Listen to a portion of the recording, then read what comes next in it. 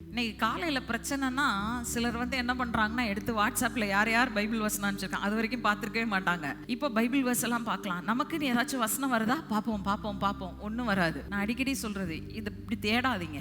ஒரு மனுஷன் ஆண்டவர்கிட்ட வாட்ஸ்அப் இல்லாத காலத்தில் ஆண்டவரே என்னோடு பேசும் பைபிளை வேகமாக மூடி திறந்து விரல வச்சானா வசனம் சொல்லிச்சான், யூதாஸ் 4 கொண்டு செத்தான். ஐயோ என்ன ஆண்டவரே இப்படி வசனம் கொடுக்குறீங்க, உன்னை திரும்ப மூடிட்டு திரும்ப திறந்து திரும்ப கையை வச்சானா, நீயும் போய் அப்படியே செய்யன்னு வந்துச்சான். அப்படியெல்லாம் பண்ணாதீங்க. இந்த வாட்ஸ்அப்ல தேடுறது தேவை இல்லை. உங்க தேவன் உங்களுக்கு எத்தனை நன்மைகளை செய்திருக்கிறார். நான் கேட்கிற நன்மையை செய்யலையா ஆண்டவர் உங்க வாழ்க்கையில?